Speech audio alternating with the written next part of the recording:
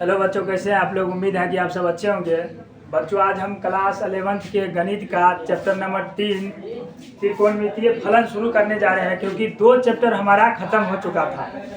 यानी इससे पहले रिलेशन एंड फंक्शन चैप्टर 2 पूरा खत्म कर दिए थे। अब हम लोग बच्चों चैप्टर 3 यानी कि ट्रिगोनोमेट्रिक फंक्शन यानी त्रिकोणमितीय फलन पढ़ेंगे। बच्चों, क्लास 10th तक से लेकर के और अभी तक यानी कि शुरू से त्रिकोणमिति हम 0 लेवल से शुरू करेंगे, क्योंकि 0 लेवल से यानी कि आज का क्लास सिर्फ और सिर्फ आपका बेसिक पर चलेगा। ये 10th लेवल तक का है। उसके बाद 11th का फिर बेसिक थ्योरी, क्योंकि 10th तक आपको समझ में नहीं आएगा त्रिकोणमिति, तो उसके बाद 11वीं का तो समझ में नहीं आएगा। इसलिए आज सबसे पहले हम बेसिक चीज जितना भी त्रिकोणमिति का है पूरा आज पढ़ेंगे। तो सबसे पहले बच्चों चैप्टर का नाम है त्रिकोणमिति। त्रिकोणमिति मतलब आखिरकार होता क्या है? तो बच्चों त्रिकोणमिति का शाब्दिक अर्थ जो होता है ना, वो होता है त्रिभुज एवं कोणों का मापन। यानी कि त्रिकोणमिति में हम यानी गणित की वह शाखा है जिसके अंतर्गत हम क्या करेंगे, त्रिभुज के कोणों एवं भुजाओं का अध्ययन करेंगे। तो आइए देखते हैं। इसका लिखेंगे बच्चों त्रिकोणमिति का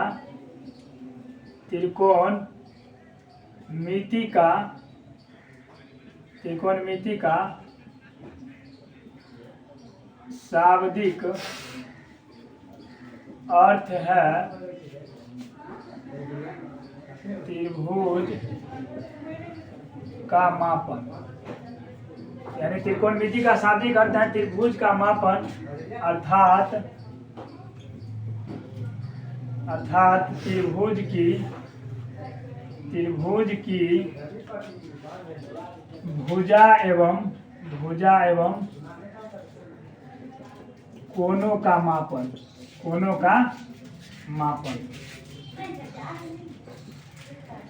अतः हम कह सकते हैं, अतः त्रिकोणमिति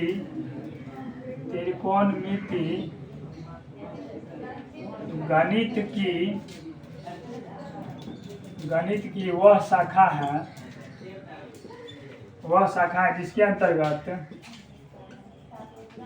जिसके अंतर्गत त्रिभुज के भुजा एवं कोणों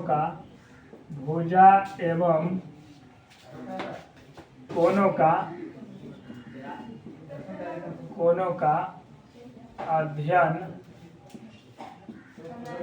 किया जाता है। बच्चों, इस तरह से कह सकते हैं कि त्रिभुज क्या है? त्रिभुज का शाब्दिक अर्थ है त्रिभुज का मापन, यानी कि त्रिभुज के भुजा एवं कोणों का ही अध्ययन करेंगे।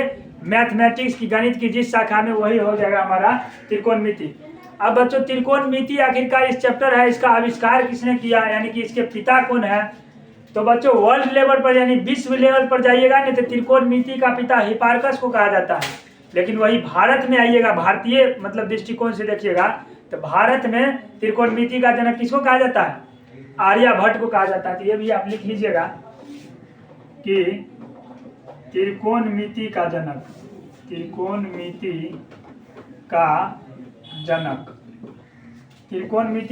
बच्चों हिपार्कस को कहा जाता है। Hipparcos HIPPARCUS Hipparcos. यानी ये बच्चों हो गया वर्ल्ड लेवल पर, यानी कि विश्व WORLD वर्ल्ड लेवल पर हो गया हमारा त्रिकोणमिति का जनक कौन? हिपार्कस।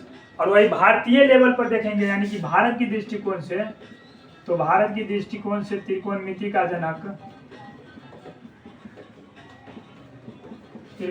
जनक हो जाएगा हमारा आर्यभट्ट। ARYBHATT भट्ट,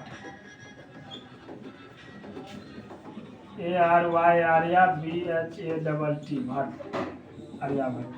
ये हमारा हो गया इंडिया लेवल पर, INDIA भारतीय इंडिया लेवल पर।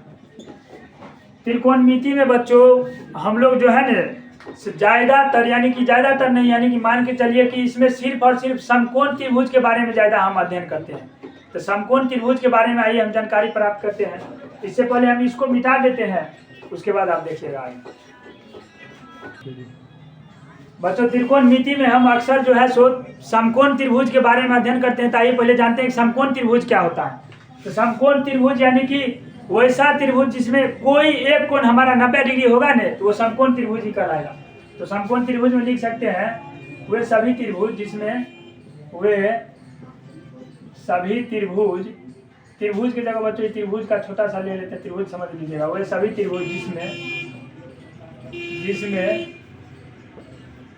कोई एक कोण 90 डिग्री का होता है, यानी कि वो सभी त्रिभुज जिसमें कोई एक कोण हमारा 90 डिग्री का होगा वो हमारा हो जाएगा समकोण त्रिभुज। अब बच्चों समकोण त्रिभुज में जैसे हम ये हमारा हो गया समकोण त्रिभुज, जैसे ए ले लिए, बी ले लिए, सी ले लिए। ये समकोण त्रिभुज कब होगा? कोई एक कोण 90 डिग्री होगा, इसको 90 डिग्री मान लेते हैं। तो 90 डिग्री मानते हैं। तो बच्चों इस समकोण त्रिभुज के लिए हमारे एक वैज्ञानिक हुए पाइथागोरस, जिन्होंने अपना एक प्रमेय दिया समकोण त्रिभुज के लिए। तो प्रमेय के बारे में जानते हैं जिसको हम लोग बोलते हैं बच्चों पाइथागोरस प्रमेय। उन्होंने बच्चों बताया कि समकोण त्रिभुज में कर्ण का जो वर्ग होता है वो अन्य दो छोटी भुजाओं के वर्ग के योग के बराबर होता है। पाइथागोरस जी बताए कि किसी भी समकोण त्रिभुज में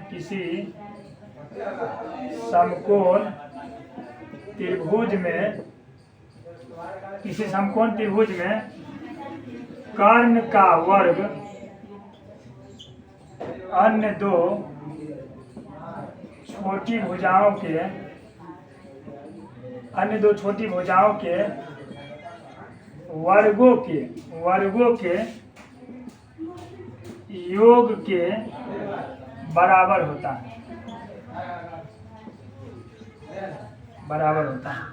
अब बच्चों समकोण त्रिभुज तो हम समझ गए, लेकिन इसमें पता कैसे चलेगा कि हमारा जो है सो कोण हमारा कर्ण है और कोण हमारा लंब है? तो आइए बच्चों, ये 90 डिग्री हो गया ने। 90 डिग्री के सामने वाला जो भुजा होगा ने वो कोई भी समकोण त्रिभुज लेंगे तो 90 डिग्री के सामने वाला भुजा हमारा कर्ण हो जाएगा। कर्ण, इसको बच्चों हाइपोटेनस बोलते हैं। Hypotenuse, ENUSE, hypotenuse. 90 डिग्री थोड़ा उस साइड कर देते हैं।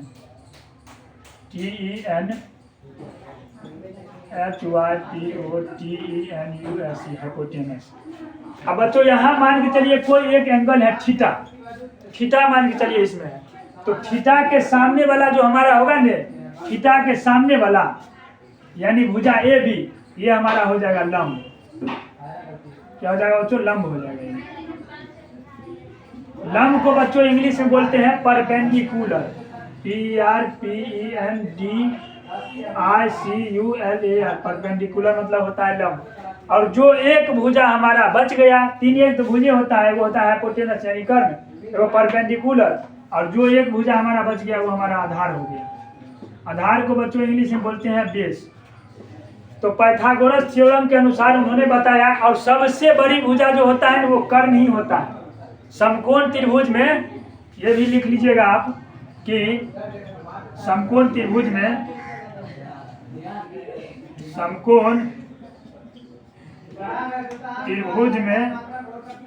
थीटा के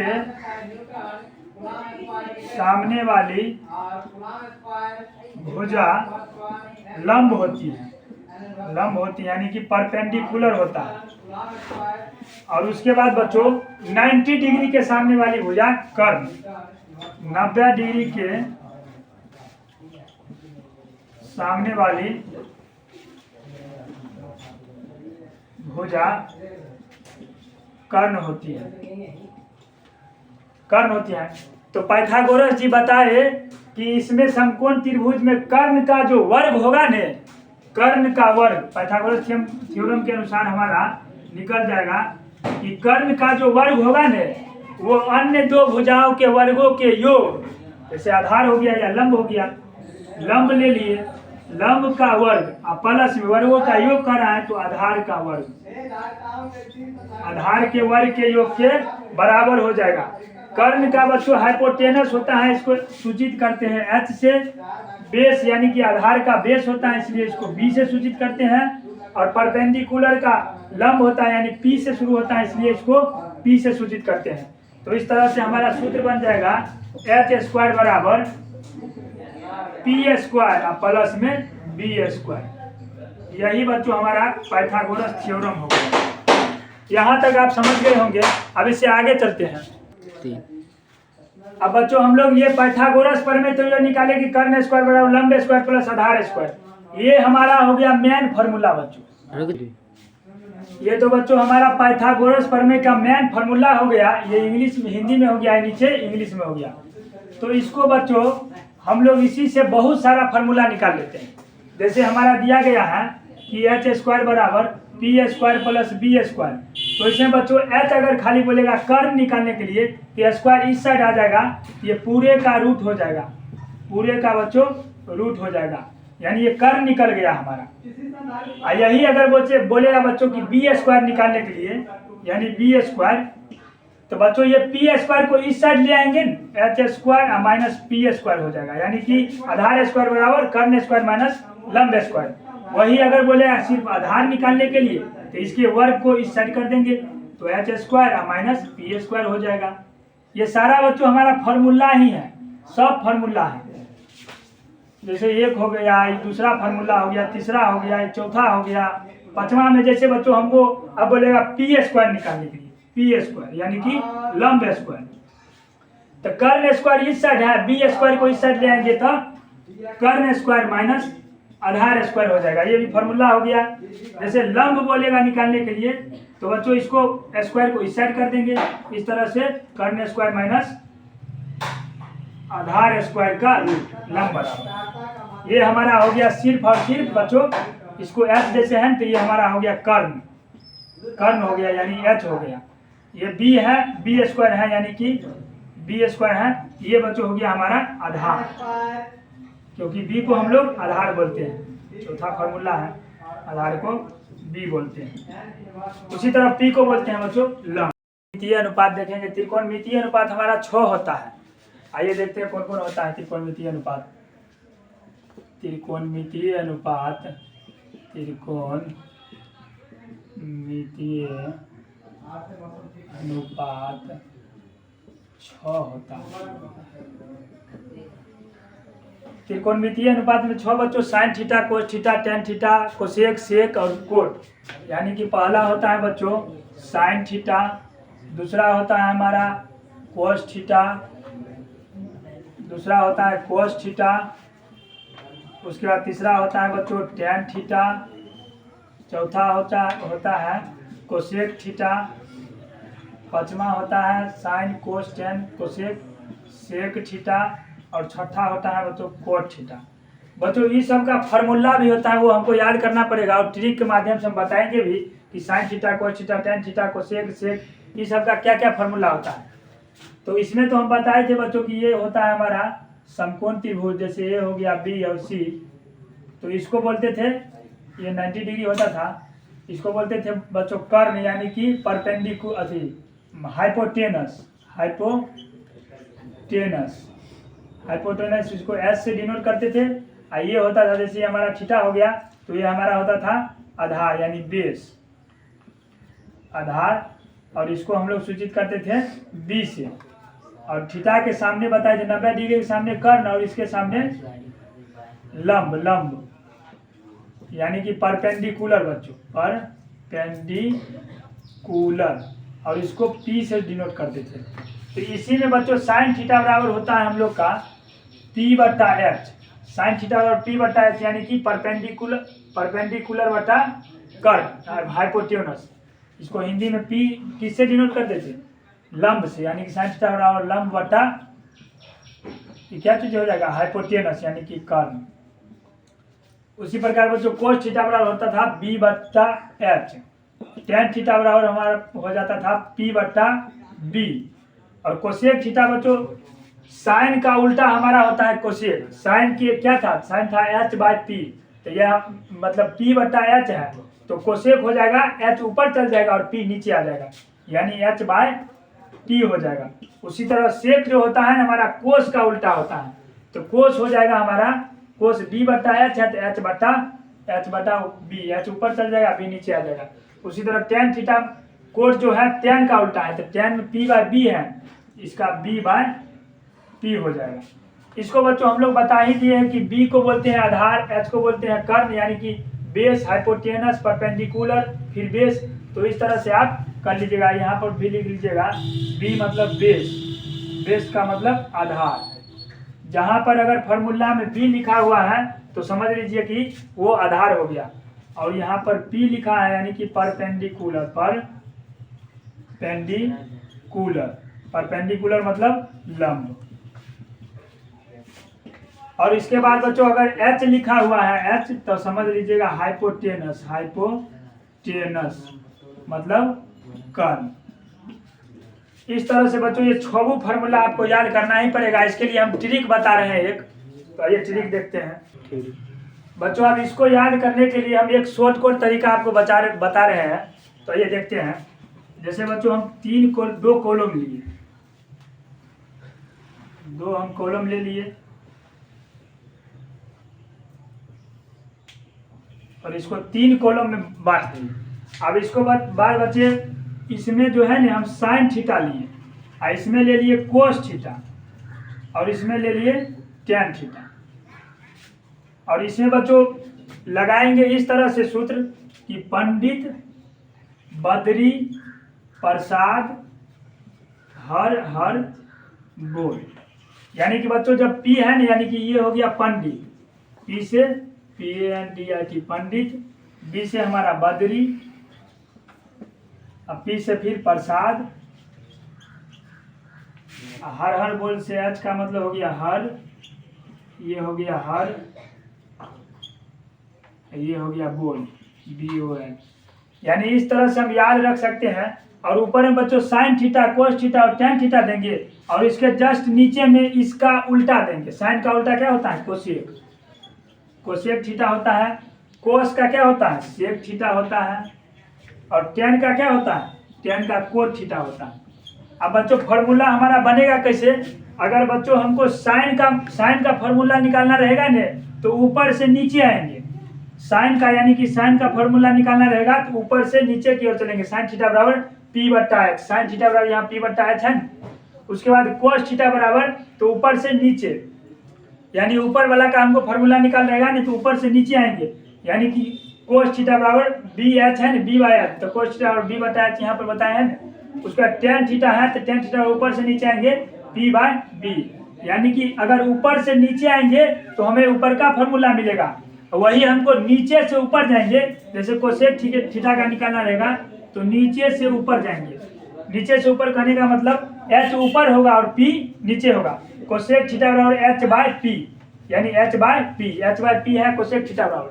साइन का उल्टा होता है कोसेक, कोस का उल्टा सेक और टैन का उल्टा कोट। इस तरह से भी आप 1 2 3 याद 3 को याद कर लीजिएगा तो 3 को अपने आप याद हो जाएगा। तो उस तरह इसी तरह अगर सेक थीटा का निकालना रहेगा तो सेक का H/B हो जाएगा और कोट का B/P हो जाएगा। इस तरह से आप इस ट्रिक के माध्यम से समझ सकते हैं।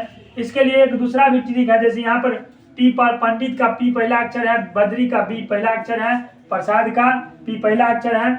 उसी तरह हर हर बोल का H पहला अक्षर, हर फिर H पहला अक्षर, बोल का I।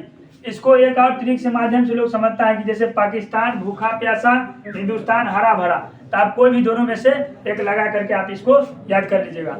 अब बच्चों हम लोग सर्व समीका पर चलते हैं। बच्चों अब हम गुणन फार्मूला देखते हैं कि जैसे साइन का उल्टा कोसेक होता है ना, और सेक का उल्टा कोस और टैन का उल्टा कोट, तो इस सब को जब हम गुना करेंगे तो उसका मान हमेशा 1 आता है। ये हम लोग 10th में पढ़ चुके हैं, वही 10th का ही बेसिक दोहरा रहे हैं ताकि आपको अच्छे से 11th का मैथ समझ में आए। क्योंकि आपका बेस मजबूत नहीं रहेगा तो आपको त्रिकोणमिति 11th का समझ नहीं आने वाला है। जैसे हम sine theta into cosec theta, अगर इसको करेंगे बच्चों साइन का और कोसेक का उल्टा, इसको अगर गुना करेंगे ये हो जाएगा कितना? 1 हो जाएगा। उसी तरह बच्चों अगर हम कोस थीटा का और सेक थीटा का जब गुना करेंगे ये भी हमारा 1 ही हो जाएगा। और तीसरा में था त्रिकोणमितीय अनुपात, तो 6 ही था। उसके बाद tan theta into cot theta, tan theta और कोट थीटा का अगर गुना करेंगे तो ये भी हमारा 1 ही आ जाएगा। इसी फार्मूला से बच्चों sine theta into cosec theta से भी फार्मूला से बहुत सा फार्मूला निकल जाएगा। जैसे हम निकाल के देखते हैं, जैसे हमारा पहला में दिया है sine theta into cosec theta बराबर 1, तो हमें साइन थीटा निकालना रहेगा। तो साइन थीटा बराबर क्या निकालेगा, साइन थीटा बराबर ये उस साइड चल जाएगा भाग में, तो 1 कोसेक थीटा हो जाएगा। उसी तरह बच्चों अगर हमें फिर कोसेक थीटा निकालना रहेगा, कोसेक थीटा, तो ये क्या हो जाएगा, कोसेक थीटा तो यही रहेगा, ये साइन गुना में है उस साइड चल जाएगा भाग में 1 साइन थीटा। यानी ये हमारा एक फार्मूला से ये हमारा 3 फार्मूला हो गया। उसी तरह दूसरा में बच्चों दिया है cos theta into sec theta, इसका मान 1 होता है। अगर हम मान के चलिए कोस थीटा पहले निकालना चाहेंगे, कोस थीटा, तो 1 ये सेक थीटा उस साइड चल जाएगा गुना में, तो 1 सेक थीटा हो जाएगा। उसी तरह अगर सेक थीटा निकालना चाहेंगे, सेक थीटा 1 इस साइड गुना में आ जाएगा, तो कोस थीटा हो जाएगा। इसका भी 3 हो गया।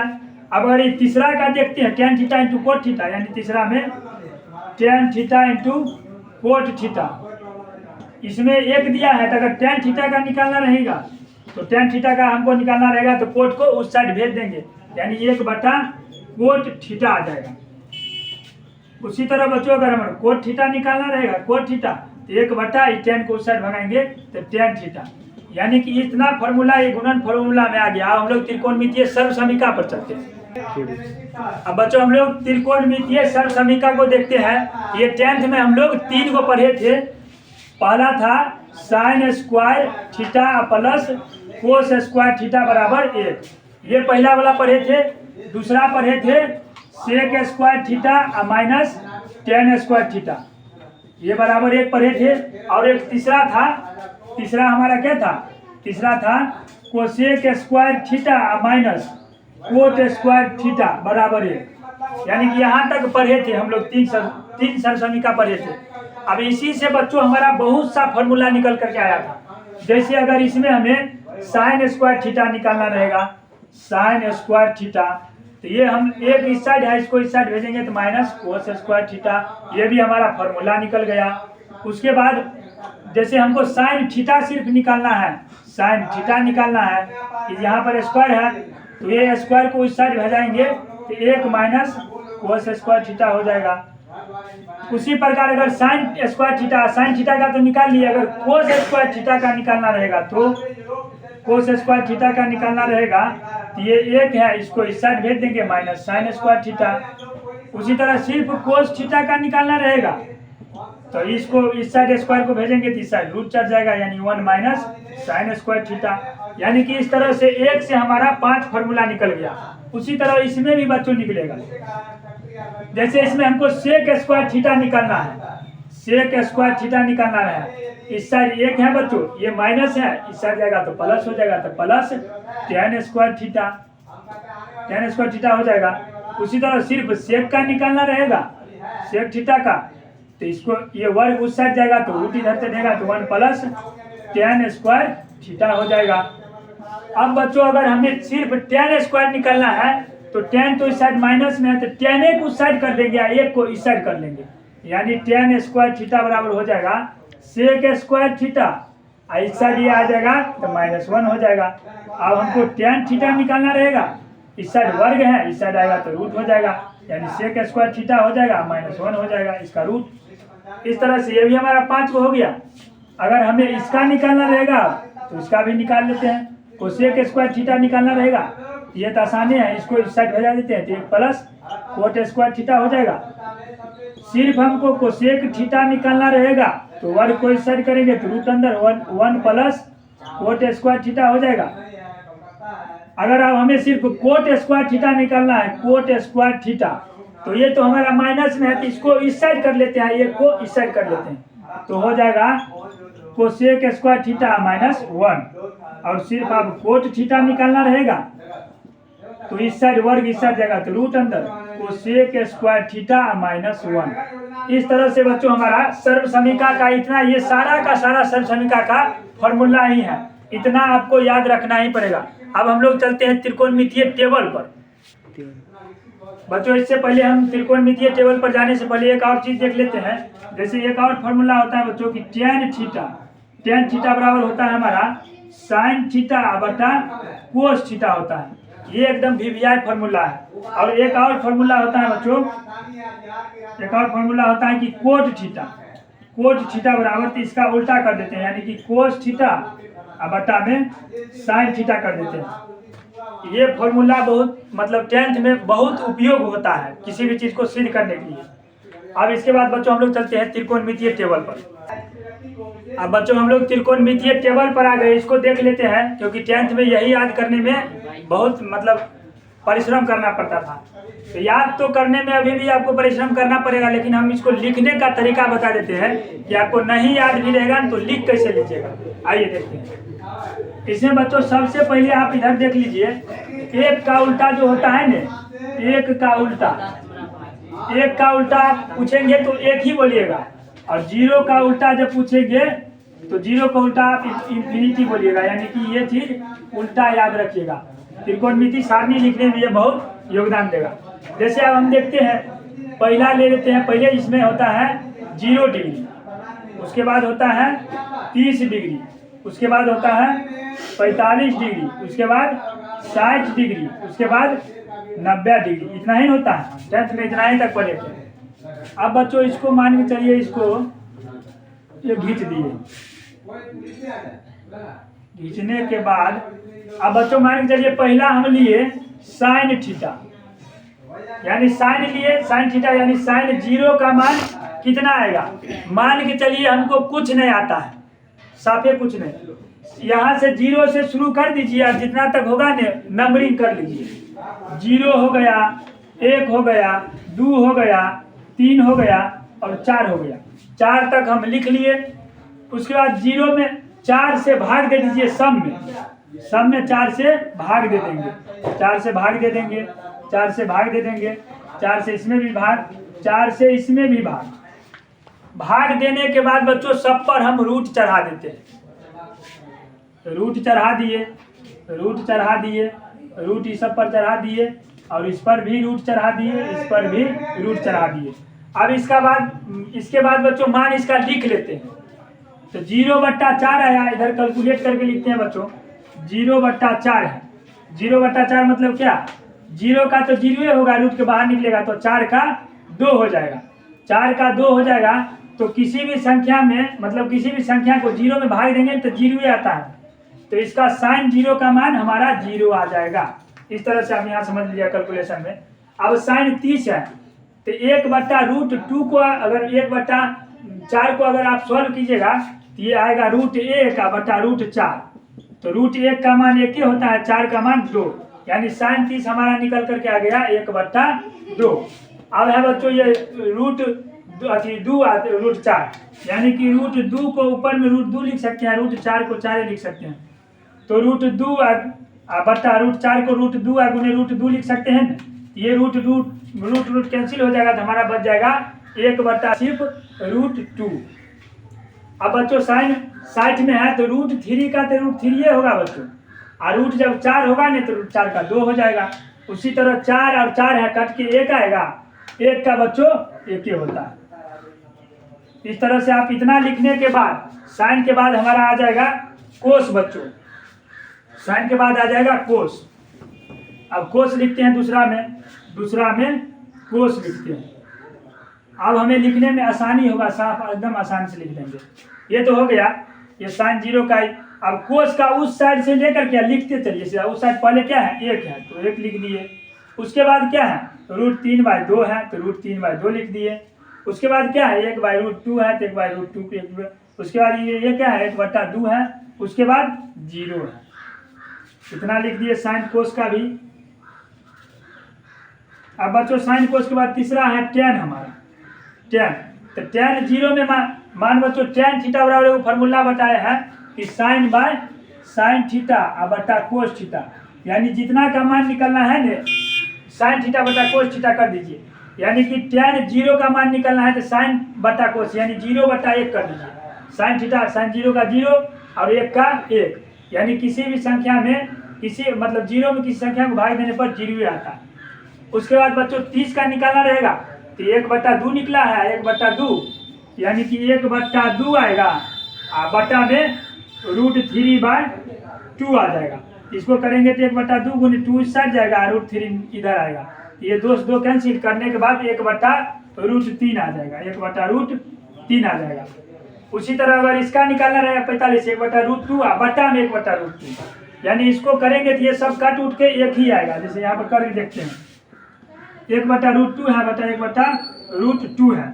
इसको करेंगे तो 1/√2 गुने 1/√2 बटा 1 हो जाएगा, तो कट उठ के हमारा 1 आएगा, तो हमारा 45 का 1 आ जाएगा।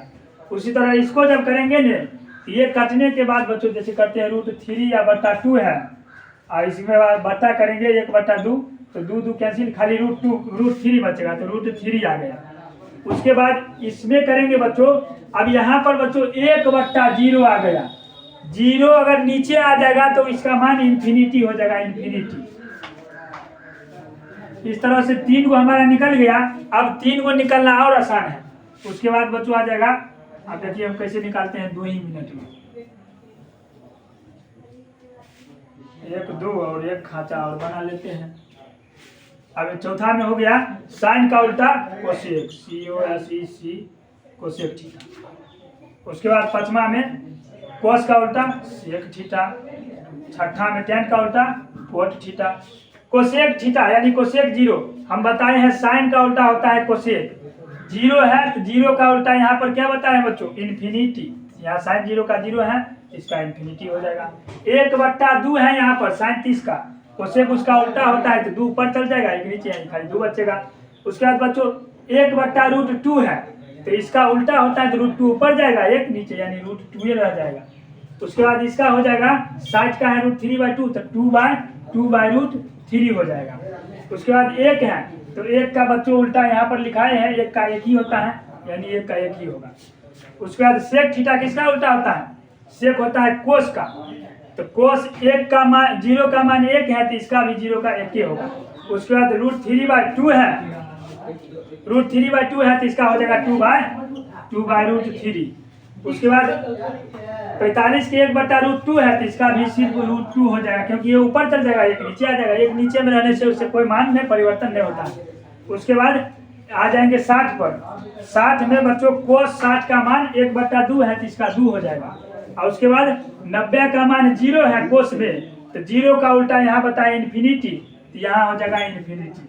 उसी तरह बच्चों अब कोट बच गया, टेन का उल्टा होता है, तो कोट 0 का टेन 0 का 0 है तो कोट उसका उल्टा होता है तो इन्फिनिटी 0 का, क्योंकि उल्टा इन्फिनिटी होता है। अब 30 में आ गए, 30 में टेन 30 का मान 1/√3 है, तो इसका 1/3 मतलब 3 ऊपर जाएगा, 1 नीचे यानी खाली √3 बचेगा। उसके बाद इसमें है बच्चों टेन 45 का 1, तो 1 के उल्टा 1 ही होता है, यानी 1 लिखेंगे। उसी प्रकार से यहाँ पर उसके बाद टेन 60 का मान √3 है, तो √3 है तो इसका √3 का उल्टा 1/√3 हो जाएगा, तो यहाँ 1/√3 हो जाएगा। उसके बाद √3 के आने के बाद 90 का मान इन्फिनिटी है, इन्फिनिटी का उल्टा होता है 0, 0 का उल्टा इन्फिनिटी, इन्फिनिटी का 0, यहाँ पर आ जाएगा 0। इस तरह से बच्चों आप लोग त्रिकोणमितीय टेबल लिख तो लेंगे, लेकिन याद करना ही पड़ेगा आपको। लिखने के लिए तो आप लिख लेंगे, लेकिन आपको मान याद करना ही पड़ेगा। तो इतना बच्चों आप लोग अगर देख लीजिएगा तो आप 11वीं क्लास के त्रिकोणमितीय यानी कि फलन के लिए समझ लीजिए तैयार है। अब इससे आगे बच्चों थ्योरी देखेंगे आगे, तब तक इतना आप लोग याद कर लीजिएगा।